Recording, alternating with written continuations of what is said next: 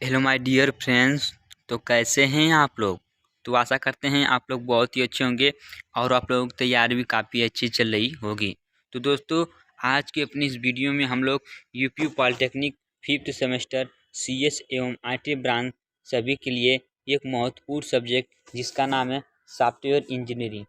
Software engineering का यह हमारा पहला मैराथन वीडियो होगा जिसमें हम लोग कंप्लीट में डिस्कस करेंगे। तो मैं आप लोगों को बता दूं कि जो हमारा सॉफ्टवेयर इंजीनियरिंग है, सॉफ्टवेयर इंजीनियरिंग यदि आप लोग पढ़ते हैं तो शुरू से लेकर लास्ट तक सॉफ्टवेयर इंजीनियरिंग में एक क्वेश्चन फिक्स रहता है। वो क्वेश्चन कौन सा रहता है तो मैं आप लोगों को बता दूं कि सॉफ्टवेयर आप यदि शुरू से लेकर लास्ट तक पढ़ेंगे तो सॉफ्टवेयर इंजीनियरिंग एक क्वेश्चन हमेशा फिक्स रहता है कि सॉफ्टवेयर का हमारा प्लानिंग क्या करते हैं, यानी कि सॉफ्टवेयर को हम लोग किस प्रकार से प्लानिंग करेंगे। ठीक है, सबसे पहले कि सॉफ्टवेयर को हम लोग किस प्रकार से प्लानिंग करेंगे, सॉफ्टवेयर की प्लानिंग किस प्रकार से हम लोग करेंगे। ठीक है, सॉफ्टवेयर की प्लानिंग किस प्रकार से करेंगे, उसका टेस्टिंग किस प्रकार से करेंगे। ठीक है, उसका टेस्टिंग किस प्रकार से करेंगे, उसका हम लोग यूज हम किस प्रकार से करेंगे, उसका मेंटेनेबिलिटी किस प्रकार से करेंगे, उसका रख रखाव किस प्रकार से करेंगे। इन्हीं सभी चीज़ों के बारे में सॉफ्टवेयर इंजीनियरिंग के फर्स्ट लेसन से लेकर लास्ट लेसन तक यही सभी चीज़ें कंप्लीट में डिस्कस की जाएंगे। ठीक है, तो आज का ये हमारा सॉफ्टवेयर इंजीनियरिंग का आखिरी चैप्टर है। ठीक है, तो हम लोग पीछे से स्टार्ट कर रहे हैं। ठीक है, तो पीछे से स्टार्ट कर रहे हैं क्योंकि पीछे ज़्यादा क्वेश्चन पूछे जाते हैं पेपर में। ठीक है, तो सबसे पहले कौन सा क्वेश्चन डिस्कस किया जाएगा इस चैप्टर में हम लोगों का, तो मैं आप लोगों को बता दूं कि इस चैप्टर में हम लोग सॉफ्टवेयर इंजीनियरिंग के लास्ट चैप्टर में जिसका नाम है क्या है, सॉफ्टवेयर प्लानिंग। ठीक है, सॉफ्टवेयर प्लानिंग सॉफ्टवेयर इंजीनियरिंग का हमारा लास्ट चैप्टर होगा। ठीक है, उसमें क्या क्या डिस्कस करेंगे हम लोग की वाइट बॉक्स टेस्टिंग क्या होता है। ठीक है, वाइट बॉक्स टेस्टिंग क्या होता है, यूनिट टेस्टिंग क्या होता है, इंटीग्रेशन टेस्टिंग टेस्टिंग क्या होता है, तो इनके बारे में कंप्लीट में डिस्कस किया जाएगा। तो यदि आप लोग हमारे चैनल पर पहली बार आए तो वीडियो को लाइक तथा चैनल को सब्सक्राइब कर दें। तो चलिए आज की अपनी इस क्लास को हम लोग स्टार्ट करते हैं। चलिए आज की अपनी क्लास को हम लोग स्टार्ट करते हैं। तो देखिए सबसे पहले क्या दिया है, सॉफ्टवेयर टेस्टिंग, यानी कि सॉफ्टवेयर टेस्टिंग क्या होता है। सबसे पहले ये क्वेश्चन आप लोगों को पेपर में पूछने को मिलेगा। ठीक है, तो यह क्वेश्चन आप लोगों को पेपर में सबसे पहले पूछने को मिलेगा और आपको 5 मार्क्स में ये क्वेश्चन देखने को मिलेगा। ठीक है, सॉफ्टवेयर टेस्टिंग क्या होता है और ये क्वेश्चन ये मिलेगा। ठीक है, और दूसरा क्वेश्चन ये मिलेगा आप लोगों के पेपर में कि वी मॉडल क्या होते हैं। ठीक है, वी मॉडल क्या होते हैं, वी मॉडल क्या होते हैं, वी मॉडल को कंप्लीट में डिस्कस कीजिए। ठीक है, और दूसरा क्वेश्चन आप लोगों के पेपर में ये भी देखने को मिलेगा कि इटरेशन टेस्टिंग क्या कहते हैं, इटरेशन टेस्टिंग क्या होती है।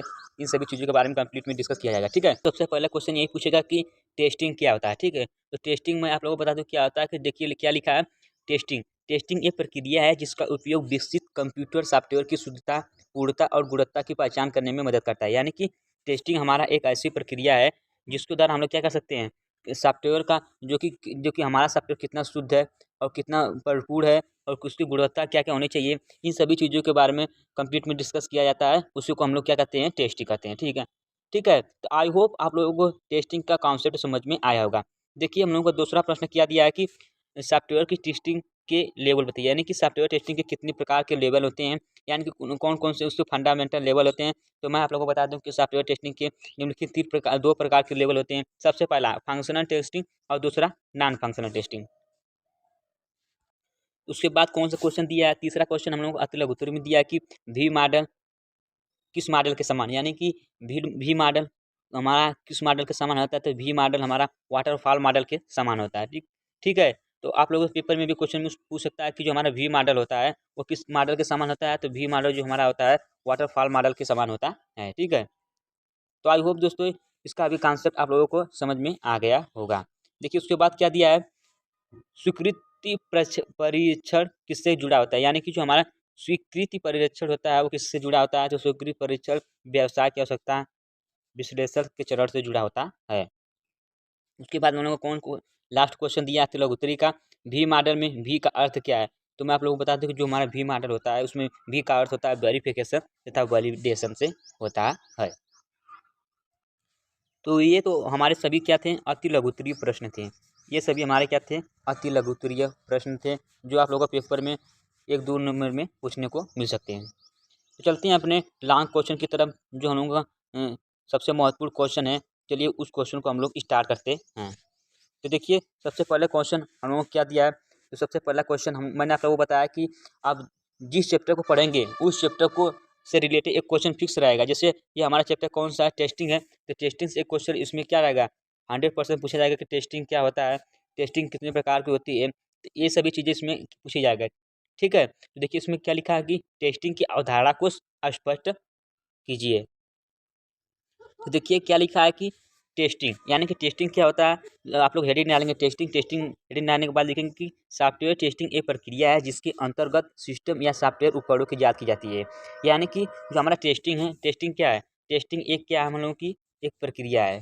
टेस्टिंग क्या है, एक प्रक्रिया है या एक मेथड है जिसके अंतर्गत क्या होता है, सॉफ्टवेयर गत सिस्टम या सॉफ्टवेयर उपकरणों की क्या की जाती है, जांच की जाती है, उससे हम लोग क्या कहते हैं, टेस्टिंग कहते हैं। उसके बाद देखिए क्या लिखा है, आगे की तरफ आप लोग देख, आगे क्या लिखा है, अर्थात अपने ग्राहकों को सॉफ्टवेयर से संबंधित उपलब्ध कराने एवं उनकी गुणवत्ता का जांच करने में सॉफ्टवेयर की परीक्षा की जाती है। यानी कि जो हमारा टेस्टिंग होता है, टेस्टिंग तरह किया जाता है, क्या किया जाता है कि सॉफ्टवेयर का हम लोग डेवलपमेंट किस प्रकार से करेंगे, उसका परीक्षण किस प्रकार से करेंगे, इन्हीं सभी चीज़ों के बारे में डिस्कस किया जाता है। उसके बाद देखिए क्या लिखा है कि विक्रेता अपनी कंपनी द्वारा तैयार किए गए उपलब्ध सॉफ्टवेयर की ज़रूरतों के अनुसार विकसित किया जाता है और ग्राहक जिन परिस्थितियों में सॉफ्टवेयर का उपयोग करेगा उस तरह की परिस्थितियों को लैब में तैयार कर सॉफ्टवेयर को जांचा जाता है। यानी कि जैसे कि आप लोग जो सॉफ्टवेयर बनाएंगे, ठीक है, जो आप लोग सॉफ्टवेयर बना रहेंगे सबसे पहले उसका क्या किया जाता है, उसका टेस्ट किया जाता है कि सॉफ्टवेयर हमारा सही है कि नहीं, कि सॉफ्टवेयर हमारा कितने दिन तक चलेगा, सॉफ्टवेयर का यूज करने से किसी को नुकसान तो नहीं होगा, इन सभी चीज़ों के बारे में डिस्कस किया जाएगा। ठीक है, इसका मैं आप लोगों को एक एग्जांपल लेकर बताता हूँ कि टेस्टिंग का मतलब क्या होगा। जैसे कि आप लोग देख सकते हैं कि जैसे व्हाट्सअप, जैसे व्हाट्सअप सभी लोग यूज करते हैं, व्हाट्सअप को क्या करते हैं, सभी लोग क्या करते हैं, यूज करते हैं। तो आप लोग जानते होंगे कि जैसे व्हाट्सअप सबसे पहले बनाया गया होगा तो सबसे पहले ये देखा गया होगा कि व्हाट्सअप हमारे लिए कितना, दूसरों के लिए कितना प्रॉफिट होगा और कितना लाभ होगा, दूसरों के लिए कितना प्रॉफिट होगा व्हाट्सएप के द्वारा और कितनी क्या होगी, हानि होगी, कितना प्रॉफिट होगा और कितना हानि होगी दूसरों के द्वारा। ठीक है, और व्हाट्सएप बनाने से हमको कितना पैसा अधिक मिलेगा, कितना पैसे हम लोग ज़्यादा से ज़्यादा कमा सकते हैं, व्हाट्सएप के द्वारा कितने पैसे हम लोग अधिक से अधिक कमा सकते हैं और दूसरे लोग कैसा इसका यूज आसानी से कर सकते हैं। तो ये सभी जो व्हाट्सएप बनाया होगा वो इस सबसे पहले क्या होगा, ये सभी चीज़ों के बारे में क्या होगा, डिस्कस किया होगा, दूसरों से सोचा होगा, अपने बारे में सोचा होगा व्हाट्सएप बनाने से पहले, और दूसरे लोगों को दिखाया होगा कि देखिए ये हमारा व्हाट्सएप है, इसके द्वारा हम लोग क्या कर सकते हैं, मैसेज कर सकते हैं, वीडियो कॉलिंग कर सकते हैं, इन सभी चीज़ों के बारे में वो दूसरे से बताया होगा, उसका टेस्ट किया होगा, तब वो मार्केट में लॉन्च हुआ होगा। ठीक है, तो ये हमारा क्या हो गया, उसी को हम लोग क्या कहते हैं, टेस्टिंग कहते हैं। तो आई होप कि आप लोगों को टेस्टिंग का कॉन्सेप्ट एकदम समझ में आ गया होगा। उसके बाद हम लोगों का दूसरा क्वेश्चन क्या दिया है कि वी मॉडल क्या होता है, उसका विस्तृत वर्णन कीजिए। तो मैं आप लोगों को बता दूं कि जो हमारा वी मॉडल होता है उसे कहते हैं, जिसकी प्रक्रिया को हम लोग क्या करते हैं, वी के आकार में निरूपित करते हैं, वी के आकार में रखते हैं, उससे हम लोग क्या कहते हैं, वी मॉडल कहते हैं। वी मॉडल में क्या कहते हैं, होता है कि वी मॉडल जो हमारा होता है HDLC का एक मॉडल होता है, यानी कि software development life cycle model का एक प्रकार होता है। ठीक है, तो यही हमारा क्या होता है, वी मॉडल होता है। तो चलिए मैं आप लोगों को थोड़ा डायग्राम के बारे में बता दूं कि जो हमारा जैसे वी मॉडल होगा, वी मॉडल में चार चार चीज़ें इस प्रकार होंगी, 2 3 4, चार चीज़ें इधर होंगी और यहाँ पे क्या होगा, हम लोगों को क्या होगा, कोडिंग होगा। तो ये हमारा क्या हो गया, वी मॉडल का डायग्राम हो गया। चलिए ठीक है, तो चलिए अभी हम लोग आप लोगों को अच्छे से इसको ड्रा करके दिखाएंगे। चलिए थोड़ा पढ़ लेते हैं कि देखिए क्या लिखा है कि वी मॉडल क्या होता है। तो आप लोग देख सकते हैं कि देखिए यहाँ पर लिखा है कि वी मॉडल क्या होता है, वी मॉडल एक HDLC मॉडल है, यानी कि software defined life cycle model है, जहाँ प्रक्रिया को वी आकार में निष्पादित किया जाता है। उसके बाद देखिए क्या लिखा है कि यह model software development life cycle के प्रत्येक फेज के लिए उपयोगी है। यानी कि जो हमारा वी मॉडल होता है वो software development life cycle model के प्रत्येक फेज के लिए उपयोगी है। वी मॉडल को वाटरफॉल मॉडल के रूप में तथा यह निर्धारित करता है कि प्रत्येक डेवलपमेंट फेज परीक्षण से जुड़ा हुआ है। यानी कि जो हमारा वी मॉडल होता है वो वी मॉडल क्या करता है कि वाटरफॉल मॉडल के प्रत्येक फेज को निर्धारित करता है और प्रत्येक डेवलपमेंट फेज को से जुड़ा होता है, यानी कि उसका एक मॉडल दूसरे मॉडल से क्या होता है, जुड़ा होता है। अर्थात डेवलपमेंट फेज के लिए टेस्टिंग फेज होता है, यह बहुत अधिक विश्वसनीय मॉडल है क्योंकि इसमें अगला नेक्स्ट फेज तभी शुरू होता है जब पिछला फेज पूरा हो जाता है। यानी कि जो हमारा वी मॉडल है वो तभी स्टार्ट होगा जब तक उसका पिछला फेज क्या हो जाता है, पूरा नहीं हो जाएगा। तो उसी को हम लोग क्या कहते हैं, वी मॉडल कहते हैं। तो आप लोग देख लीजिए कि यदि आप लोगों को वी मॉडल बनाना रहेगा तो सबसे पहले आप लोग 4 बॉक्स लेफ्ट की तरफ, 4 बॉक्स लेफ्ट की तरफ और 4 बॉक्स राइट की तरफ बनाएंगे। ठीक है, 4 बॉक्स बनाने के बाद सबसे पहले बॉक्स में क्या लिखेंगे, लेफ्ट की तरफ क्या लिखेंगे कि उसका रिक्वायरमेंट एनालिसिस लिखेंगे पहले बॉक्स में। दूसरे बॉक्स में क्या लिखेंगे, डिजाइन किस प्रकार करेंगे, उसका आर्किटेक्चरल डिजाइन किस प्रकार से किया जाएगा, उसका मॉडल डिजाइन किस प्रकार से किया जाएगा। उसके बाद राइट में क्या लिखेंगे, एक्सेप्टेंस टेस्टिंग किस प्रकार करेंगे, उसका सिस्टम टेस्टिंग किस प्रकार होगा, इंटीग्रेशन टेस्टिंग कैसे करेंगे, उसका यूनिट टेस्टिंग किस प्रकार से करेंगे। और सबसे लास्ट में क्या लिखेंगे, कोडिंग। सबसे लास्ट में आप लोग क्या लिखेंगे, सबसे लास्ट में आप लोग क्या लिखेंगे, कोडिंग। कोडिंग लिखने के बाद आप लोग क्या करेंगे कि जो हम यहाँ पर लिखे रिक्वायरमेंट एनालिसिस और एक्सेप्टिंग के बीच में कौन सी टेस्टिंग होगी, एक्सेप्टिंग डिजाइन होगी। ठीक है, तो कौन सी डिजाइन होगी, एक्सेप्टिंग डिजाइन होगी। उसके बाद सिस्टम डिजाइन और सिस्टम टेस्टिंग के बीच में कौन सी डिजाइन होगी, सिस्टम टेस्ट डिजाइन होगा। उसके बाद आर्किटेक्चरल डिजाइन और इंटीग्रेशन टेस्टिंग के बीच में कौन सा डिजाइन होगा, इंटीग्रेशन टेस्ट डिजाइन होगा। उसके बाद मॉड्यूल डिजाइन और यूनिट डिजाइन के मध्य में कौन सा डिजाइन होगा, तो यूनिट डिजाइन होगा। उसके बाद हम लोग क्या होगा, कोडिंग। उसके बाद हम लोग क्या कर देंगे, कोडिंग कर देंगे, तो ये हमारा व्यू मॉडल तैयार हो जाएगा। तो आप लोग देख सकते हैं कि व्यू मॉडल हम लोग का बनकर तैयार हो गया। तो आप लोग देखिए किस प्रकार व्यू मॉडल बना है। देखिए आप लोग देखने से आप लोग स्पष्ट में आ गया होगा कि देखिए हल्का से उसको तिरछे में आप लोग बनाएंगे तो देखिए यहाँ पर क्या है, एक वी के आकार में दिख रहा है, या वी के आकार में दिख रहा है, तो इसी को हम लोग क्या कहते हैं, वी मॉडल कहते हैं। तो आई होप दोस्तों कि वी मॉडल का कॉन्सेप्ट भी आप लोगों को 100% समझ में आया होगा। तो चलिए चलते हैं अपने एक नेक्स्ट क्वेश्चन की तरफ। जो हम लोग का नेक्स्ट क्वेश्चन क्या दिया है कि वी मॉडल में कितने प्रकार के वेरिफिकेशन फेज होते हैं, उन सभी चीज़ों के बारे में लिखना है। यानी कि जो अभी ये सभी फेज हमने किए हैं कि रिक्वायरमेंट उसका किस प्रकार करेंगे, सिस्टम के डिजाइन किस प्रकार करेंगे, आर्किटेक्चरल डिजाइन किस प्रकार किया जाता है, उसका मॉडल डिजाइन, इन्हीं सभी चीज़ों के बारे में 2-2 पॉइंट आप लोग लिख देंगे तो आप लोगों का अच्छा मार्क्स आएगा। तो चलिए चलते अपने पहले फेज की तरफ। हम लोगों को क्या दिया है कि रिक्वायरमेंट एनालिसिस। तो सबसे पहले हम लोगों का कौन सा फेज दिया है, रिक्वायरमेंट एनालिसिस। यानी कि रिक्वायरमेंट एनालिसिस किसे कहते हैं, तो हम आप लोगों को बता दें कि जो हमारा रिक्वायरमेंट एनालिसिस होता है उसमें सबसे पहले देखा जाता है कि यह डेवलपमेंट का सबसे पहला फेज होता है। यानी कि जो हमारा रिक्वायरमेंट एनालिसिस होता है वह डेवलपमेंट का सबसे पहला फेज होता है। इसमें कस्टमर की सभी ज़रूरतों को हिसाब से प्रोडक्ट की रिक्वायरमेंट को एनालाइज किया जाता है, तथा इस फेज में कस्टमर से अच्छी तरह प्रोडक्ट से संबंधित जरूरतों को इकट्ठा किया जाता है। यानी कि जो हमारा रिक्वायरमेंट एनालिसिस होता है उसमें हम लोग क्या करेंगे, जैसे कि आप लोग कोई सॉफ्टवेयर मैंने एग्जांपल दिया था, जैसे व्हाट्सअप बनाते हैं, व्हाट्सअप बनाना है आप लोगों को। ठीक है, व्हाट्सअप जिसने बनाया होगा उससे सबसे पहले कितने लोग उसमें लगेंगे, इकट्ठा होंगे, एकत्रित होंगे, उन्हीं समय किसमें कितनी कितनी चीज़ों की आवश्यकता होगी, सभी क्या किया था, सभी चीज़ों को क्या कहता है, कलेक्ट किया होगा। तो उसी को हम लोग क्या करेंगे, रिक्वायरमेंट एनालिसिस। यानी कि उसमें कौन कौन सी चीज़ें की हम लोग को आवश्यकता होगी उसी को हम लोग क्या करेंगे, रिक्वायरमेंट एनालिसिस कहते हैं। उसके बाद सिस्टम डिजाइन, यानी कि उसका ढांचा किस प्रकार रखेंगे उसी के बारे में हम लोग क्या किया जाता है, सिस्टम डिजाइन के बारे में अध्ययन किया जाता है दूसरे पॉइंट में। ठीक है, तो दूसरे पॉइंट में हम लोग क्या डिस्कस करेंगे कि उसका सिस्टम का डिजाइन किस प्रकार करेंगे। देखिए क्या लिखा है कि जब हमारे पास प्रोडक्ट की रिक्वायरमेंट आ जाती है तो हम सिस्टम का पूरा डिजाइन तैयार करते हैं। यानी कि जब जैसे कि जब हम लोग क्या प्रोडक्ट बनाना है उसकी हम लोगों को कंफर्म हो गया तो उसका हम डिजाइन किस प्रकार करेंगे, उन सभी चीज़ों के बारे में सिस्टम डिजाइन के अंतर्गत लिखा जाता है। उसके बाद क्या दिया है कि इसमें प्रोडक्ट को बनाने के लिए हार्डवेयर तथा टेक्निकल टीम की ज़रूरत होती है। यानी कि जब ये प्रोडक्ट हम लोग बनाते हैं तो उसमें क्या किसका किसका ज़रूरत होता है, हार्डवेयर तथा टेक्निकल कंपोनेंट्स का भी उसमें यूज़ किया जाता है। उसके बाद क्या दिया है कि आर्किटेक्चरल डिजाइन, यानी कि आर्किटेक्चरल डिजाइन क्या होता है, तो आप लोग देखिए आर्किटेक्चरल डिजाइन क्या होता है। तो देखिए लिखा है कि इस पेज में आर्किटेक्चरल स्पेसिफिकेशन को डिजाइन किया जाता है। यानी कि जो हमारा क्या होता है, इसमें आर्किटेक्चरल स्पेसिफिकेशन को डिजाइन किया जाता है। इसमें यह विवरण स्पेसिफिकेशन होता है कि किस सब प्रकार सॉफ्टवेयर की कंपोनेंट के साथ आइडेंटिफाई द एक्सटर्नल लिंक होगा। यानी कि इस पेज को हाई लेवल या HLD भी कहते हैं। यानी कि हाई लेवल डिजाइन भी इसे क्या कहते हैं। यानी कि जो हमारा आर्किटेक्चरल डिजाइन होता है उसे हम लोग क्या कहते हैं, हाई लेवल डिजाइन के नाम से भी जाना जाता है। उसके बाद हम लोगों का कौन सा फेज दिया है, उसके बाद हम लोगों को चौथा फेज दिया जो कि मॉड्यूल डिजाइन। मॉड्यूल डिजाइन क्या होता है, तो इस फेज में सिस्टम के सभी मॉड्यूल को इंटरनल डिजाइन को स्पेसिफाई किया जाता है, उससे हम लोग क्या कहते हैं, मॉड्यूल डिजाइन के नाम से जाना जाता है।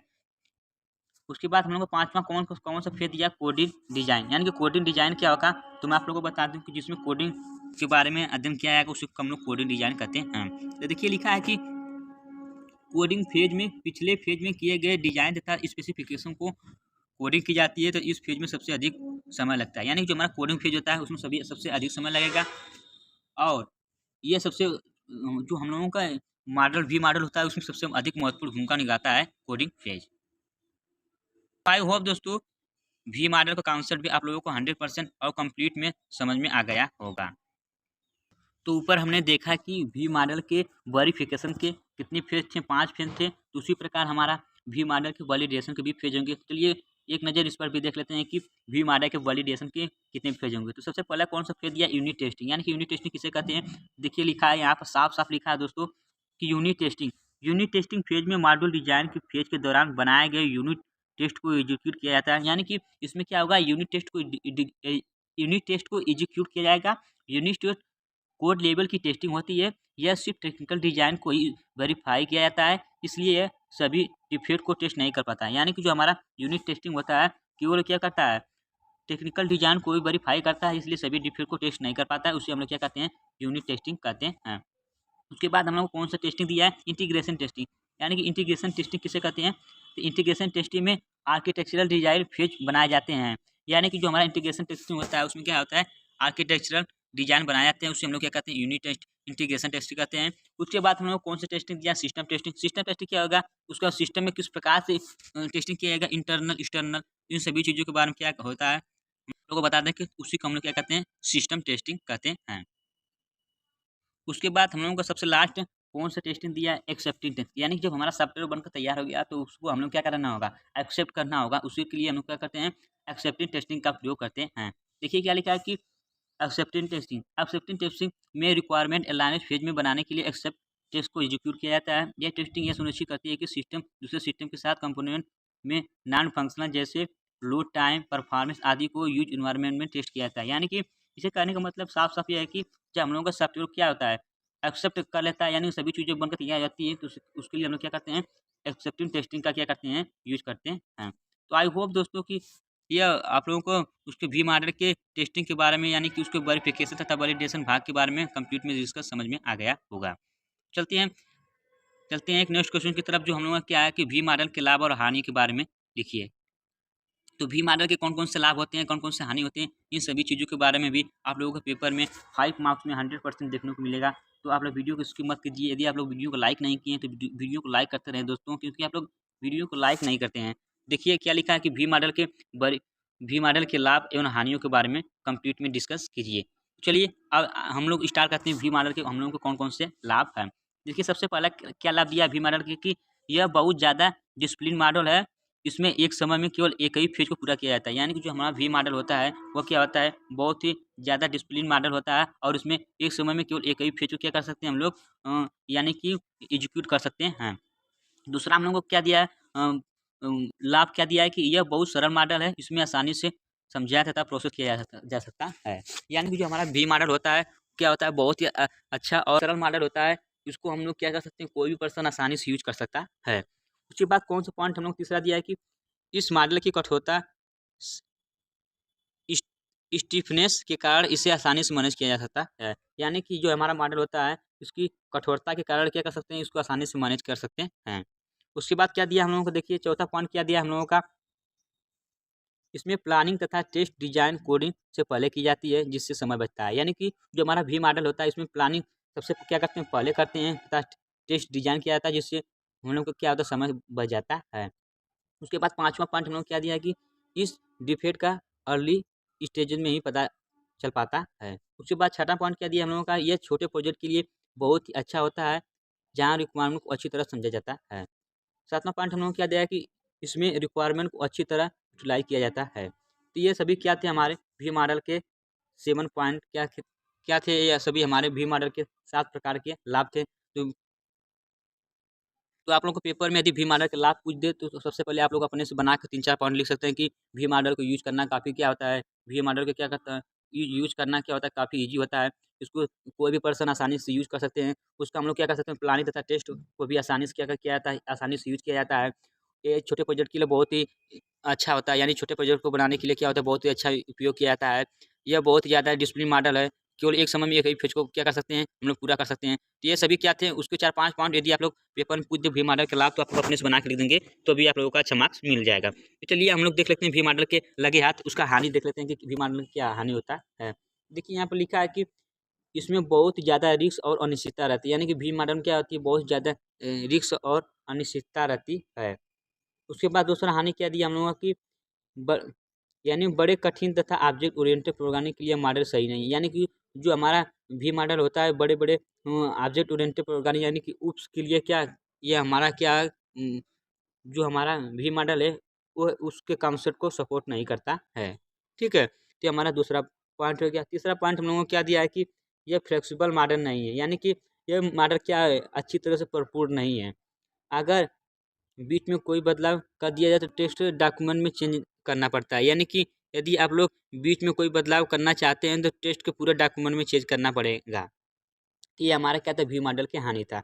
यानी कि जो हमारा, तो आप लोग को यदि बना के लिखना है तो कैसे लिखेंगे कि जो हमारा वी मॉडल होता है उसमें रिस्क, यानी कि उसमें रिस्क की संभावना बहुत क्या होती है, रिस्क, यदि आप लोग बीच में कोई बदलाव करना चाहते हैं तो टेक्स्ट के पूरे डॉक्यूमेंट में चेंज करना पड़ेगा। कि ये हमारा क्या था, वी मॉडल की हानि था।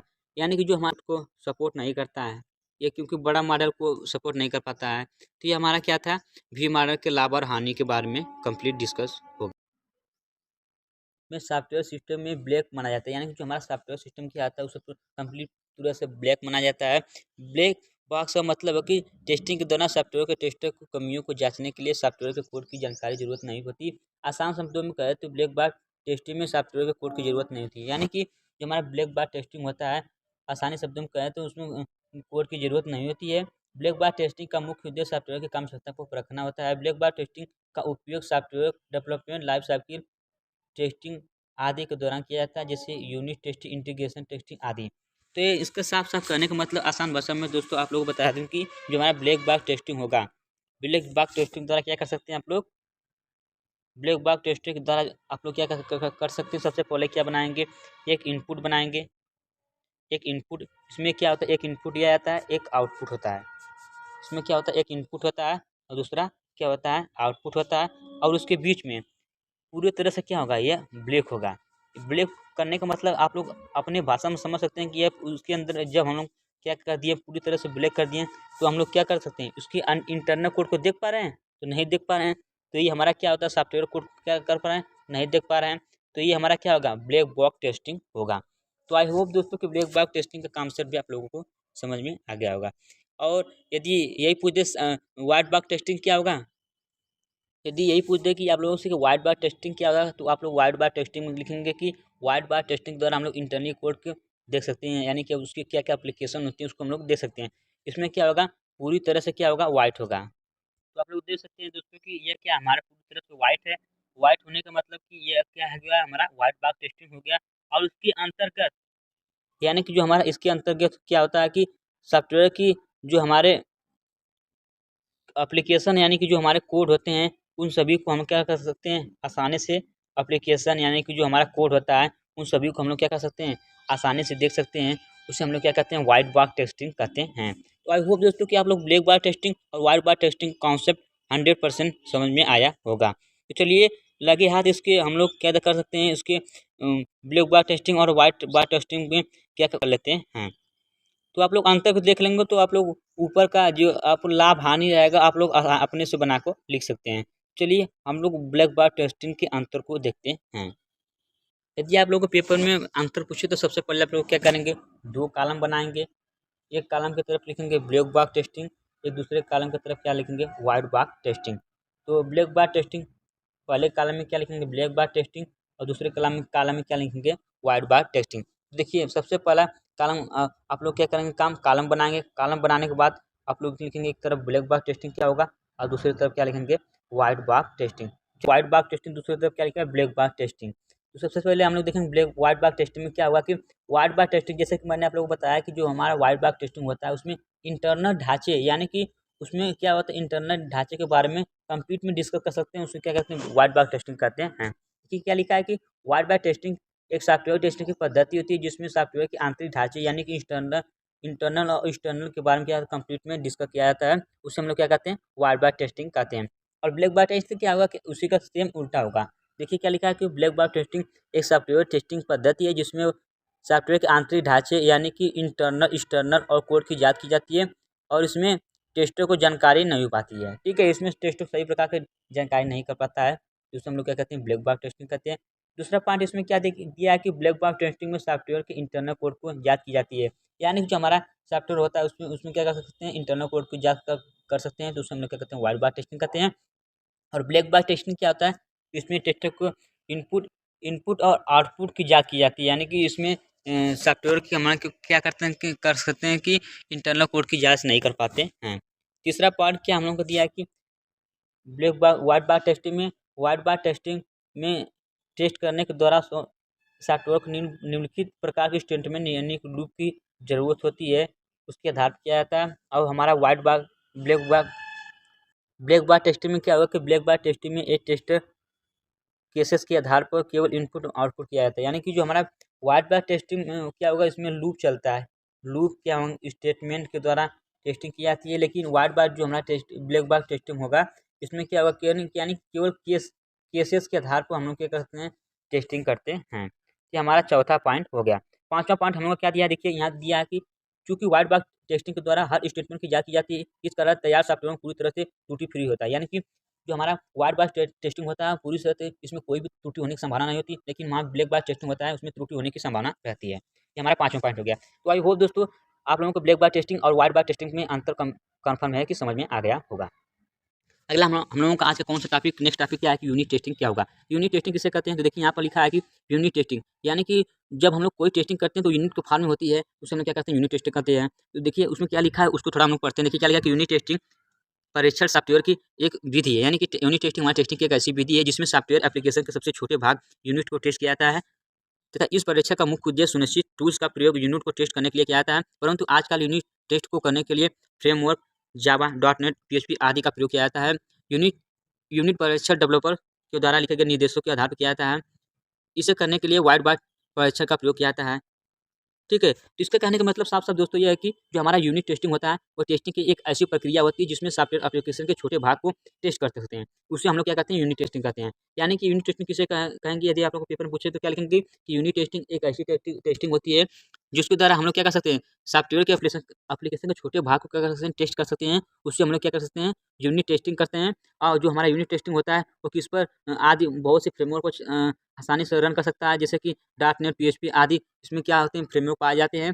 और जो हमारा यूनिट टेस्टिंग होता है वो कौन से बॉक्स पर पाया जाता है, तो व्हाइट बॉक्स टेस्टिंग को सपोर्ट करता है।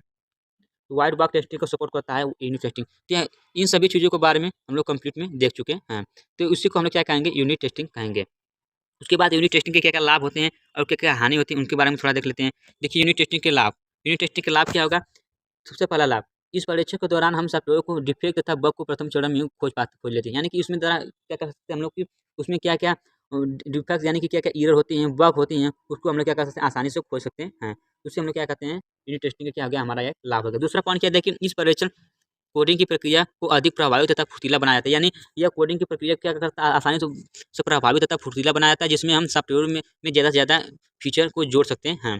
तीसरा पॉइंट हम लोग क्या दिया है कि जब हम यूनिट परीक्षण कर लेते हैं हम मैनुअल परीक्षण की आवश्यकता बहुत ही कम पड़ती है, यानी कि जब हमारा यूनिट टेस्टिंग हम लोग कर देते हैं तो मैनुअल परीक्षण की आवश्यकता बहुत ही कम पड़ती है। उसके बाद चौथा पॉइंट हम लोग क्या दिया कि हम परीक्षण के द्वारा सॉफ्टवेयर के डिजाइन को बिना ब्रेक किए हुए अधिक बेहतर बना सकते हैं। पांचवा पॉइंट क्या दिया, सॉफ्टवेयर में बग तथा डिफेक्ट को शुरुआत में खत्म होने पर कास्ट की बचत होती है। छठवां पॉइंट हम लोग क्या दिया है कि इस टेस्टिंग कोड को इफिशिएंसी कोड बढ़ाता है तथा इसका रखरखाव हो जाता है। तो ये सभी क्या थे हमारे, यदि आप लोगों को लाभ होते तो 4-5 पॉइंट अपने से बना के लिख देते हैं तो आप लोग क्या आएगा यह आप लोगों का यूनिट टेस्टिंग के लाभ हो जाएगा। तो आई होप दोस्तों कि यूनिट टेस्टिंग के लाभ के बारे में आप लोगों को कंप्लीट में समझ में आ गया होगा।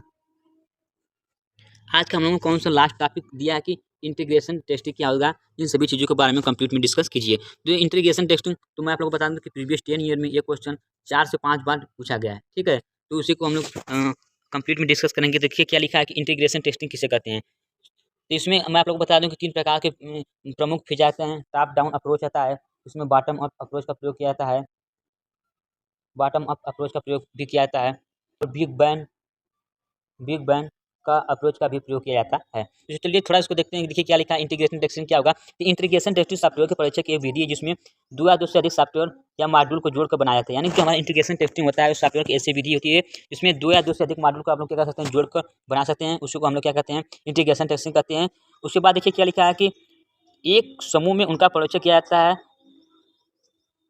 इस परीक्षण का मुख्य उद्देश्य इंटीग्रेशन यूनिट को में बग तथा डिफॉल्ट को खोजना होता है। इसके यानी कि यूनिट टेस्टिंग का भी प्रयोग क्या करता है, बग यानी कि उसमें क्या-क्या एरर होती हैं, बग्स होती हैं, उन्हीं को सभी चीज़ों के बारे में खोजना होता है। तो यूनिट टेस्टिंग को यदि आप लोगों को बनाना होगा तो सबसे पहले क्या क्या लिखेंगे, इसमें क्या 2 मॉड्यूल की आवश्यकता होती है। यूनिट टेस्टिंग बनाने के 2 मॉड्यूल की आवश्यकता होती है। टेस्टिंग में कौन-कौन से प्रमुख उपभाग होते हैं, यानी कौन-कौन से इसमें लेयर आते हैं, तो उसके बारे में थोड़ा हम लोग देख लेते हैं। देखिए यूनिट टेस्टिंग में 3 प्रकार के लेयर आते हैं, top down approach, bottom up approach, big bang approach. यानी कि टॉप डाउन अप्रोच आप लोग यानी कि आप लोग पहले भी पढ़े होंगे टॉप डाउन अप्रोच क्या होगा।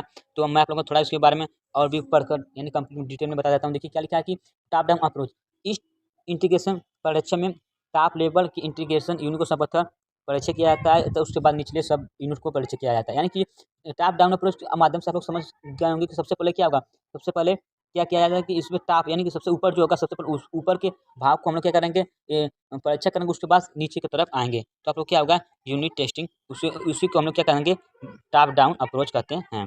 यदि आप लोग को टॉप डाउन अप्रोच बनाना होगा तो आप लोग आसानी से बना सकते हैं। सबसे पहले क्या लिखेंगे, टॉप डाउन अप्रोच को मैं आप लोगों को ड्रा करके थोड़ा ड्रा किया करूँ, जिसकी ड्रा किया गया तो उसके बारे में थोड़ा समझा देता हूँ। देखिए सबसे पहले क्या बना के एक यूनिट लिया गया है,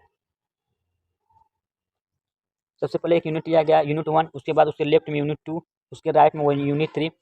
तो यूनिट 2 के हमारा क्या है, 2 इस उसके लेफ्ट और राइट में भी यूनिट 4 और 5 को ड्रा किया गया है। उसी प्रकार यूनिट 3 को भी लेफ्ट में यूनिट 6 और 7 को ड्रा किया गया है। तो ये ट्री का जिस प्रकार हम लोग ट्री को ड्रा करते हैं, उसी प्रकार हम लोग क्या है, यूनिट टॉप डाउन अप्रोच भी होता है। टॉप डाउन अप्रोच में क्या होगा, सबसे पहले ऊपर वाले भाग को परीक्षा करते हैं, उसके बाद लास्ट में उसके आते हैं। तो उसी को हम लोग क्या कहते हैं, टॉप डाउन अप्रोच कहते हैं। और बॉटम अप अप्रोच क्या होगा, सेम इसी का उल्टा हो जाएगा। इसमें क्या करेंगे, बॉटम अप अप्रोच में क्या करेंगे, उसमें नीचे से ऊपर की तरफ जाते हैं, नीचे से क्या करते हैं, ऊपर की तरफ जाते हैं, तो उसको हम लोग क्या कहते हैं, बॉटम अप अप्रोच कहते हैं। क्या देखिए big bang approach, big bang approach क्या होगा, तो बिग बैंग अप्रोच जो हम लोगों का होगा, उसमें क्या होगा कि जो सभी यूनिट को एक साथ मिलाकर इंटीग्रेट कर सकते हैं, तो उसी को हम लोग क्या कहते हैं, बिग बैंग अप्रोच कहते हैं।